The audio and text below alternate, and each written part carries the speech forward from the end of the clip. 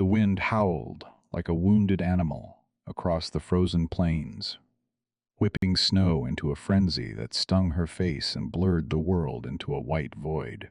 Eleanor clutched the reins tighter, her fingers numb inside threadbare gloves as the wagon creaked and groaned beneath her. The children huddled in the back under a pile of quilts that did little against the biting cold. Four small bodies pressed together, their breaths coming in shallow puffs. Little Mary, the youngest at 5, whimpered softly, her cheeks raw and chapped. Thomas, 7, tried to be brave, wrapping his arms around his sisters, but his eyes were wide with fear. The twins, Eliza and Samuel, 9 years old, stared out into the storm with the dull resignation of children who'd seen too much hardship already.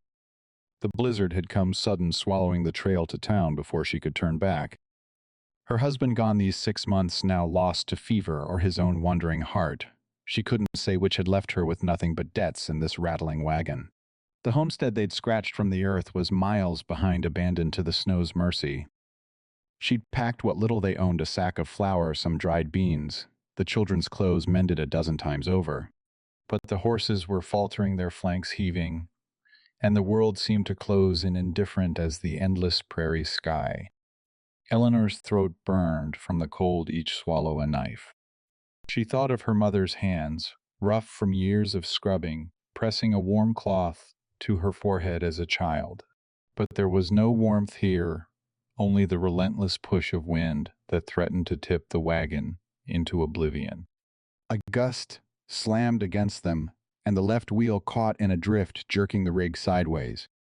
The children cried out as snow spilled over the sides, burying their legs. "Hush now," she whispered, her voice cracking, but the words dissolved in the gale. She pulled the horses to a halt, though stopping felt like surrender. Climbing down, her boots sank deep into the powder, the cold seeping through like icy fingers gripping her bones. She trudged to the back, lifting Mary into her arms, the girl's small frame trembling. "Mama, it's too cold," Mary murmured, burying her face in Eleanor's neck. The others watched, silent, their eyes reflecting the gray hopelessness that mirrored her own heart. How had it come to this? The land that promised freedom had turned predator, and she, a widow with 4 mouths to feed, was its prey. Memories flickered like shadows in the storm, her wedding day, under a wide Montana sky, John's smile, sharp and promising, as he slipped the plain band on her finger. They'd come west with dreams of fertile soil and a life unbound, but the droughts came first, then the locusts stripping the fields bare. John grew distant, his laughter fading into silence, until one morning he was gone, leaving a note that spoke of seeking fortune in the mines. Abandoned, she'd sold what she could, but the money ran thin as river ice. Now heading to her sisters in Billings, the blizzard mocked her folly. She rocked Mary gently, the motion a small defiance against the chill.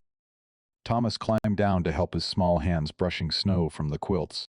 "We'll make it, Ma," he said, but his voice wavered. Eliza and Samuel joined, their faces pinched, working in quiet unison. The family's endurance was woven into these gestures, the way Samuel tucked a loose strand of Eliza's hair under her bonnet, or how Thomas straightened his back like his father once had. But the storm cared nothing for their resolve. It pressed on, burying the world in white. Hours blurred into an eternity of cold. The horses refused to move further, their heads, low flanks crusted with frost. Eleanor gathered the children close in the wagon bed, wrapping them in her own coat, her body a frail barrier against the wind. Exhaustion pulled at her, visions of warmth, dancing just out of reach, a fire's crackle-hot stew steaming in a bowl.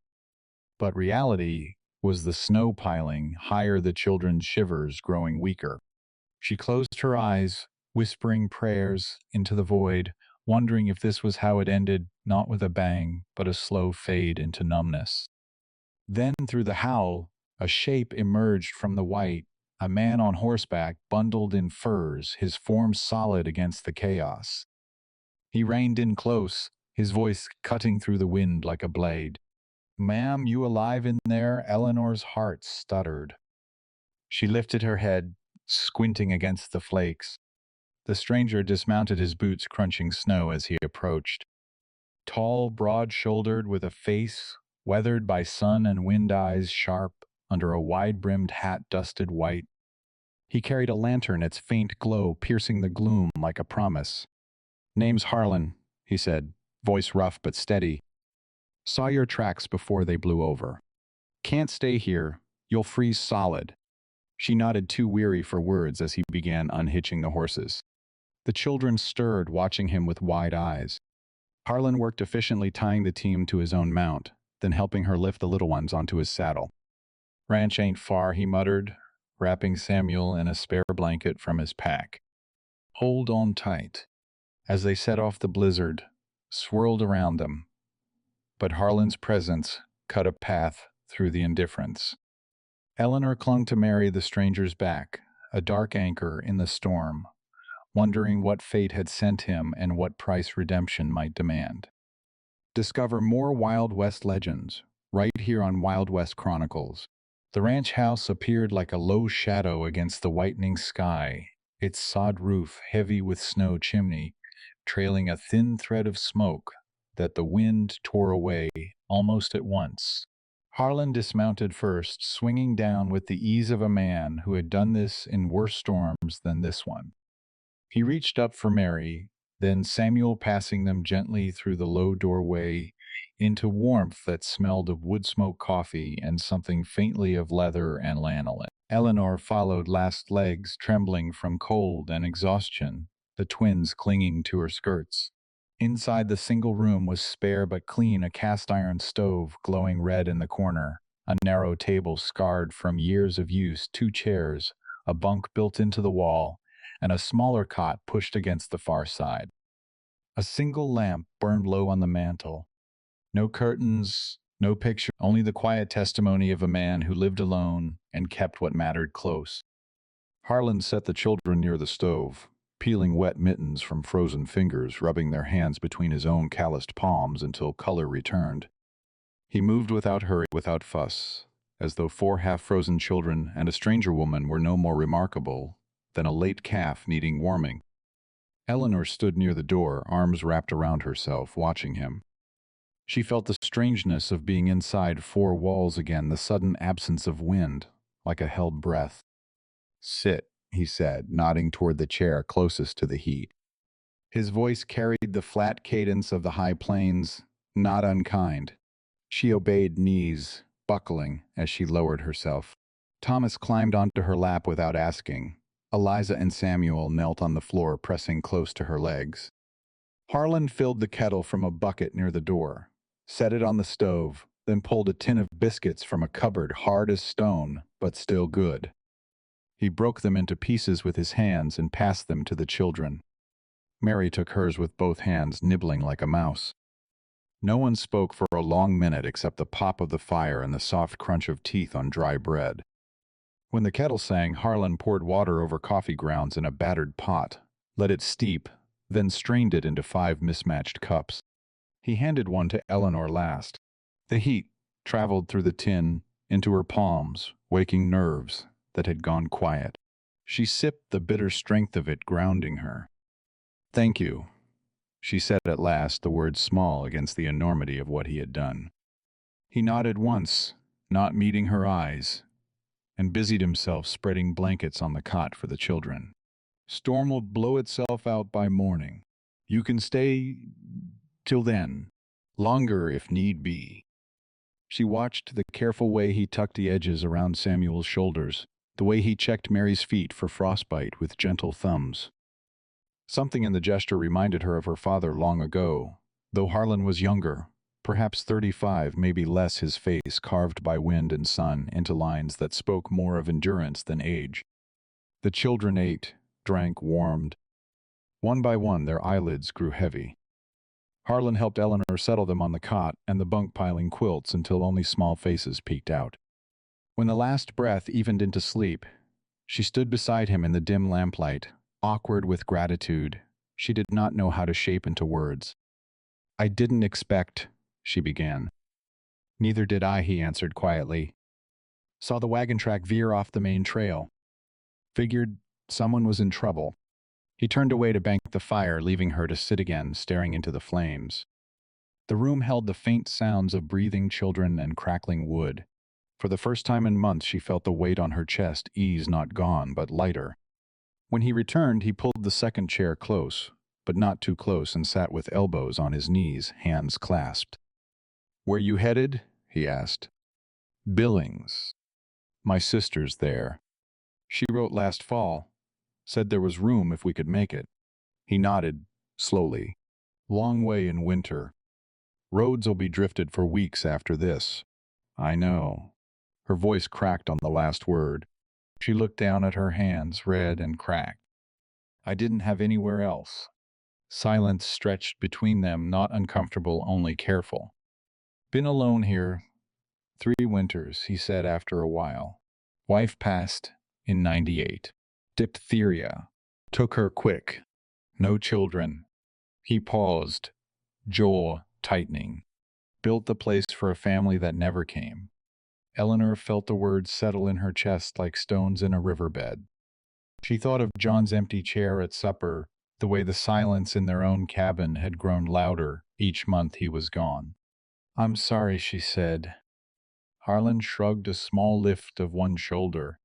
"Wasn't you'll do." He rose then, fetched a tin cup of water for himself, and drank standing by the window, watching snow lash the glass. When he spoke again, his voice was lower. "You're welcome to stay till the road's clear. No charity in it. I could use help with the stock. Calves coming early this year, and the place it's been quiet too long." She studied his profile, the way lamplight caught the silver beginning at his temples. There was no pity in his offer, only plain fact. And beneath it, something else, perhaps loneliness wearing the same shape as her own.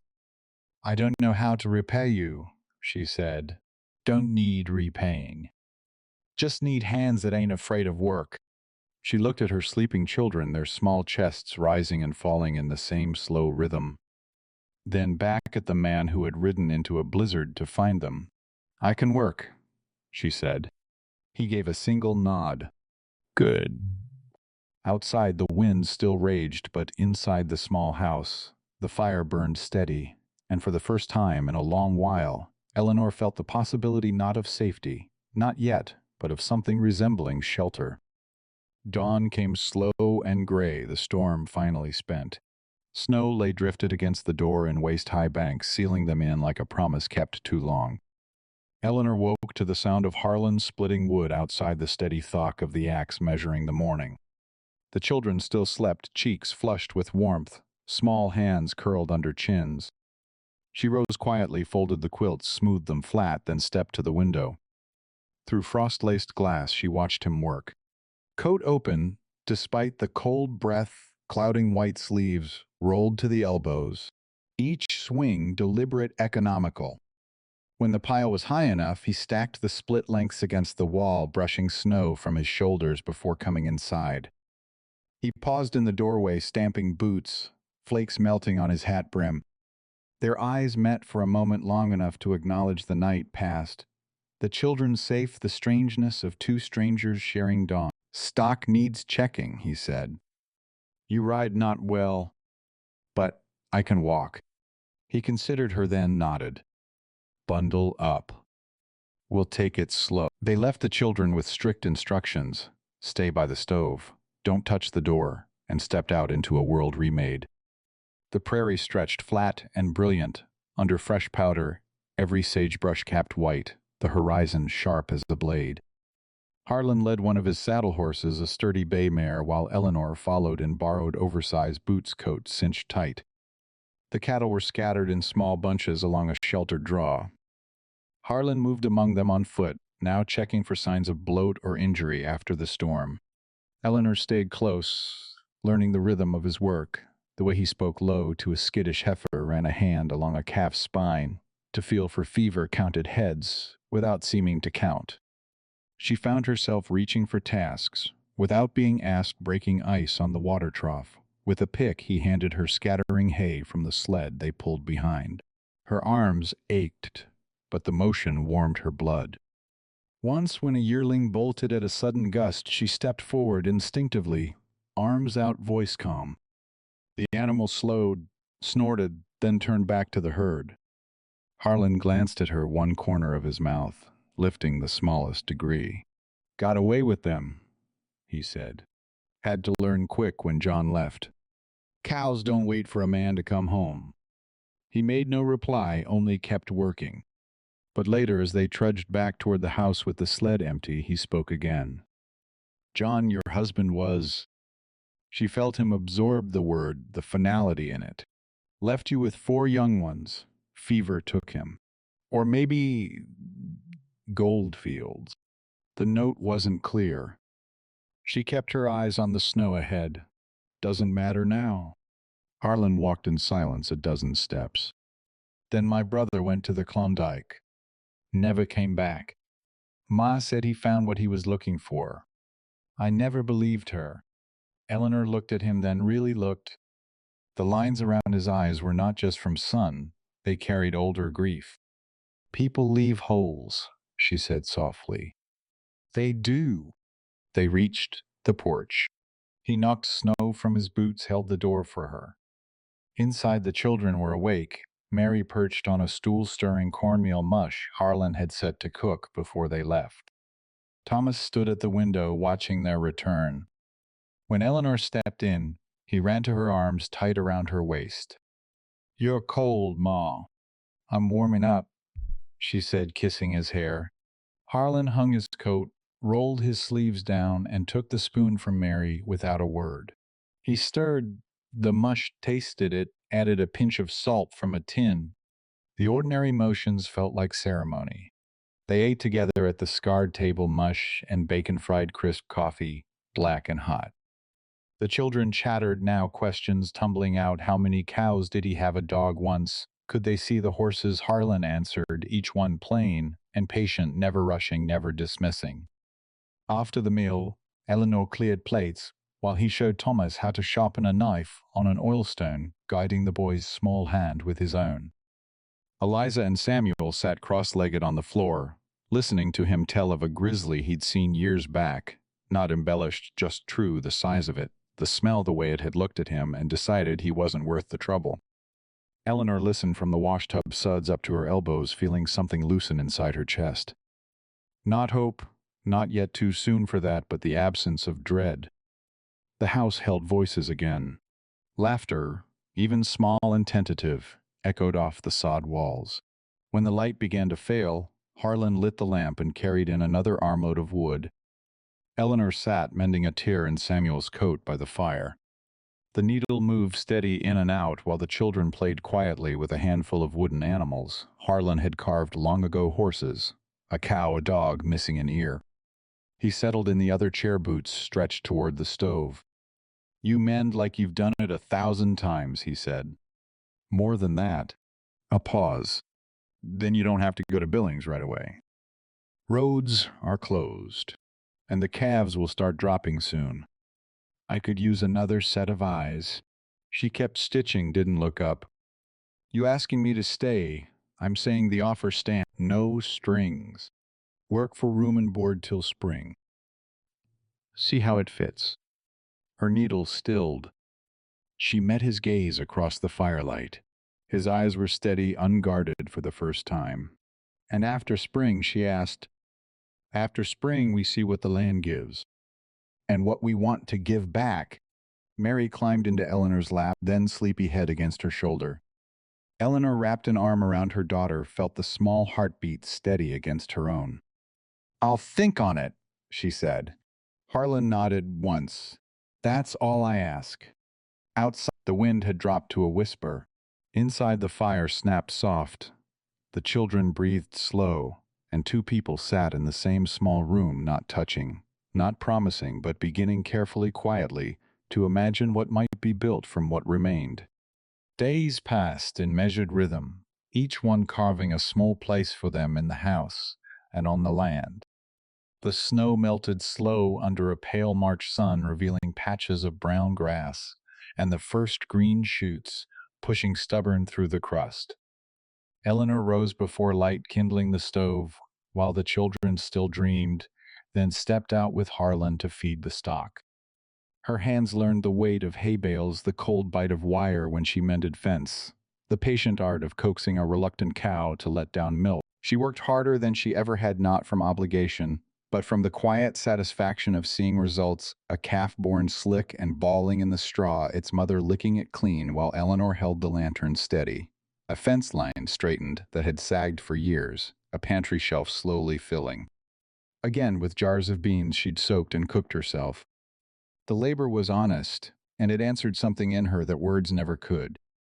Harlan watched without hovering. He corrected her grip on the pitchfork, once showed her how to read a cow's ear flick for trouble.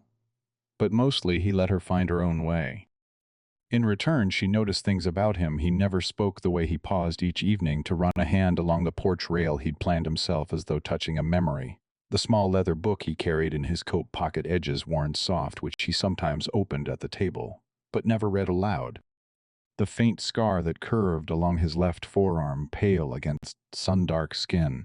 One afternoon, while the older children helped scatter grain for the chickens, Harlan found Eleanor in the lean-to barn wrestling a newborn calf to its feet so it could nurse. The heifer had rejected it, kicking when the weak thing tried to suckle.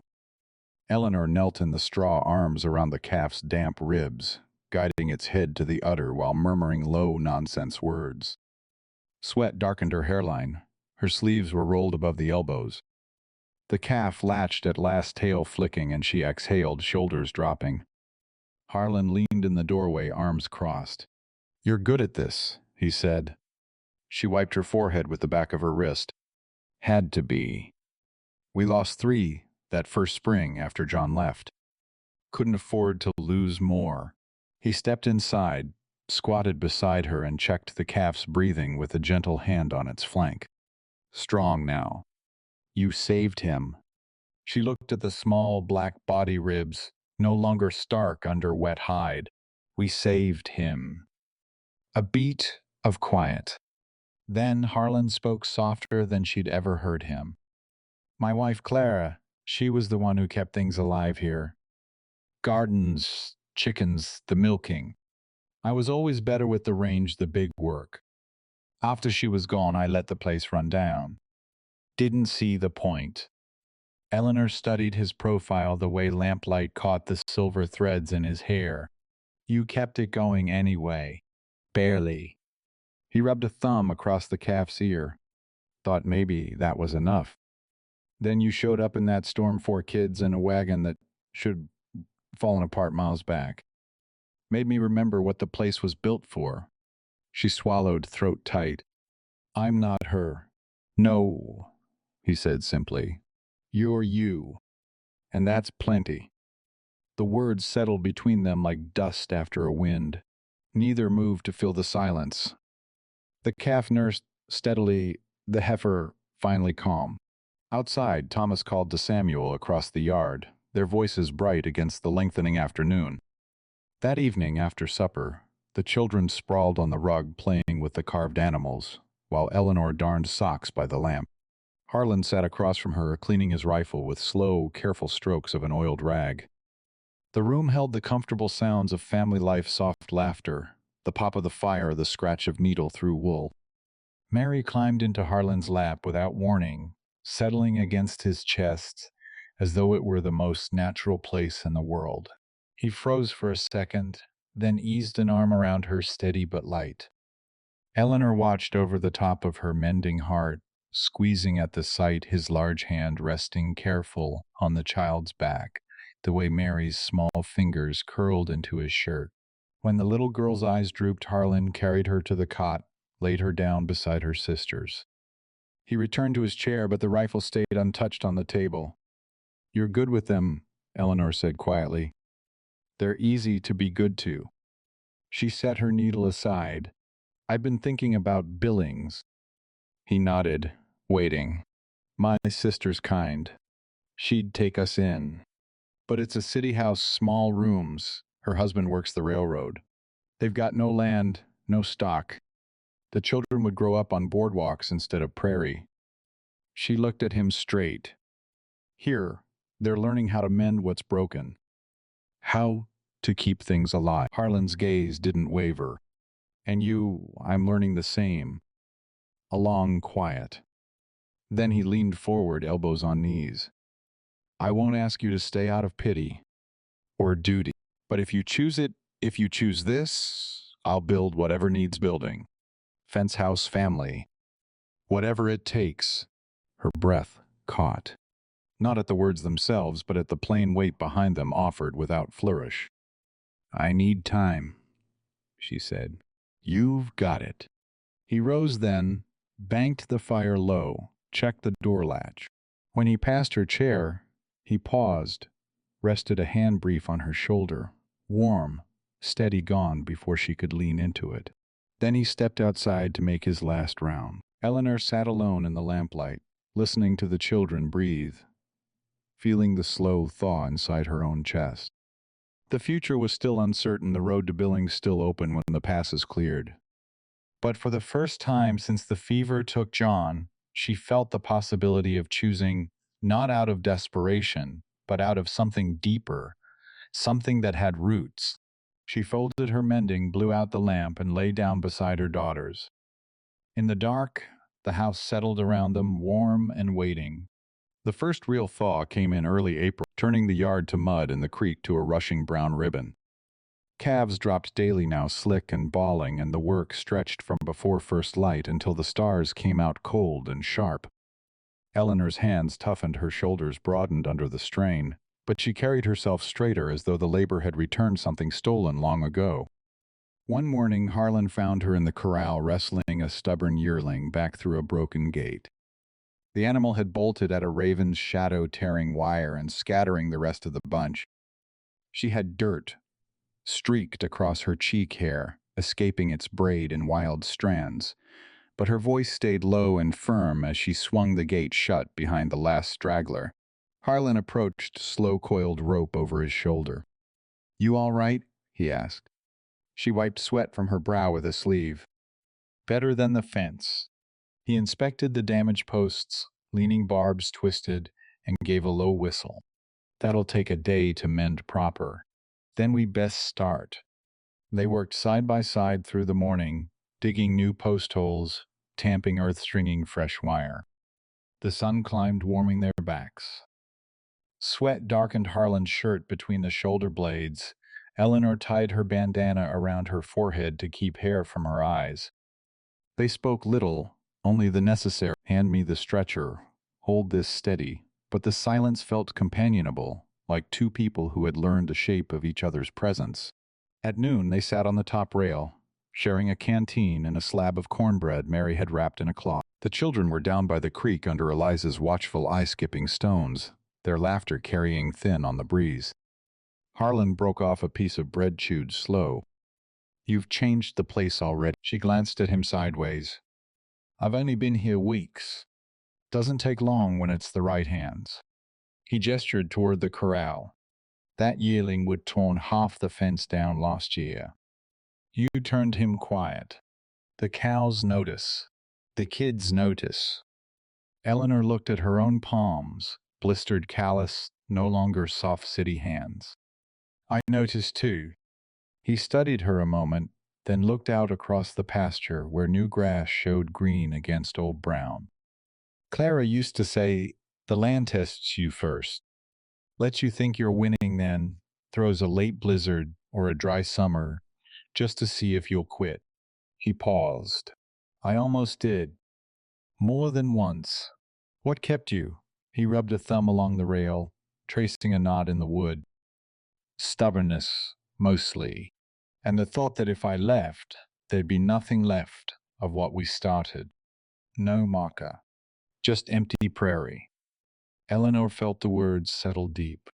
She thought of the homestead she'd abandoned, the grave she'd left unmarked because the ground was too frozen to dig. I know about empty. He turned his head, met her eyes. You don't have to keep carrying it alone. The words hung plain between them. No poetry, no grand declaration, just truth offered, like a tool, from his pocket. She drew a slow breath. I wrote my sister last week. Told her we'd made it through the winter. Said we were safe. Did you tell her you might stay? Not yet? She looked down at the canteen in her hands, turning it slowly. I wanted to be sure first. Harlan waited, giving her the space. I'm sure now, she said quietly. He exhaled a sound almost like relief, though his face stayed steady. Then we'll make it official when the circuit preacher comes through next month. If that suits. She nodded, throat tight. It suits. They sat in silence a while longer, watching a hawk turn lazy circles high above. When the bread was gone and the sun pressed hot, they climbed down and returned to the fence. This time their movements carried a new ease, shoulders brushing as they passed tools, fingers lingering a second longer when handing over a staple or a hammer. That evening, the children sensed the shift without being told. Supper was louder laughter, freer. Thomas asked Harlan if he could help brand the new calves come May. Samuel wanted to know if they could build a swing from the big cottonwood. Mary simply climbed into Harlan's lap again, resting her head under his chin as though claiming territory already won. After the little ones were tucked in, Eleanor and Harlan stepped onto the porch. The night air carried the scent of sage and wet earth. Stars burned bright overhead, more than she remembered from any city sky. He stood beside her, hands in pockets close enough that she felt the warmth of him against the chill. You scared? He asked, low. Some, she admitted. But not of you. Good. He reached over, took her hand, the left one where John's plain band still sat worn thin. He didn't try to remove it, only closed his fingers around hers steady. We'll take our time, he said. Build slow. Make sure it holds. She turned her palm up, laced her fingers through his. I've had enough of running. This feels like standing still. Finally, he lifted her hand, pressed his lips to her knuckles, brief, gentle, a promise sealed without words. Then he let go, but stayed close. They watched the stars a while longer, two silhouettes against the lamplight spilling from the window, the house behind them full of sleeping children, and the quiet certainty of roots going down. The circuit preacher arrived on a Saturday in late May, riding a sway-backed gray gelding with saddlebags stuffed full of Bibles and hymnals. Dust rose behind him in the dry wind, settling slow on the new green that carpeted the hills. Word had spread quiet along the scattered ranches. Folks came in wagons and on horseback, children, scrubbed pink and restless in starched collars. They gathered in the yard Harlan had cleared wider for the occasion, benches dragged from the barn, a rough table set with pitchers of creek water and cornbread Eleanor had baked the night before. She stood beside the porch step in the only dress she still owned that fit properly, blue calico, faded but clean, mended neat at the hem. The children flanked her, Thomas in a too-short shirt. Harlan had let out at the seams, the girls with hair braided tight and ribbons Harlan had found in a drawer, remnants, he'd said, simply of another time. Mary clutched Eleanor's skirt, thumb in her mouth, eyes wide at the strangers. Harlan waited near the preacher, hat in hand, shirt pressed crisp for once. He looked taller somehow, or perhaps it was the way he held himself, shoulders square, gaze steady, no trace of the guarded man who had first pulled them from the blizzard. When the short service began, the preacher's voice carried plain and unadorned over the murmur of wind through cottonwoods. No long sermon, no fire and brimstone. Just words about covenant, about choosing each day to stand beside another when the world offered every reason to walk away. Harlan listened with head bowed slightly. Eleanor felt the familiar ache in her chest soften into something warmer, less sharp. When the time came, the preacher asked them forward. Harlan took her hand, calloused palm against calloused palm, and they faced each other in the open air. No ring exchanged. The plain gold band John had given her still circled her finger, kept there not from sentiment but from habit, and Harlan had never asked her to remove it. Instead, he slipped a thin silver band onto her right hand, simple unmarked one he'd carried in his pocket for weeks. I don't have much to offer, he said, voice low enough for only her to hear, though the yard had gone still. But what I have is yours. The land, the house, the quiet mornings, and whatever years I've got left. Eleanor looked up at him, saw the faint tremor in his jaw, the way his eyes held hers without flinching. I've carried enough alone, she answered. I choose this. I choose you. All of it, The hard day, the good ones, the children running underfoot. I choose to stay. The preacher spoke the words that bound them short and sure. Harlan leaned down, kissed her forehead first, then her mouth, gentle, brief witness by sky and neighbors, and four small faces watching from the porch.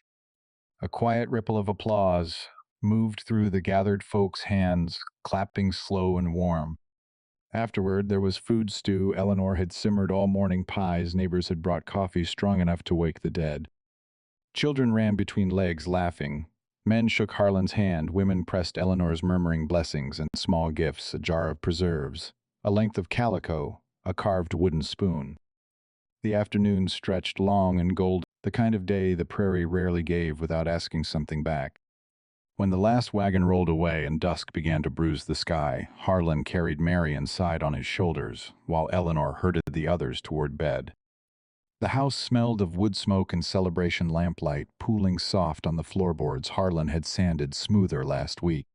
Later, after the children slept, they sat together on the porch steps. Harlan's arm rested along the rail behind her. She leaned into the curve of it, head against his shoulder. Crickets sang in the dark grass. Somewhere, a coyote yipped once, answered by another far off. "You happy?" he asked after a while.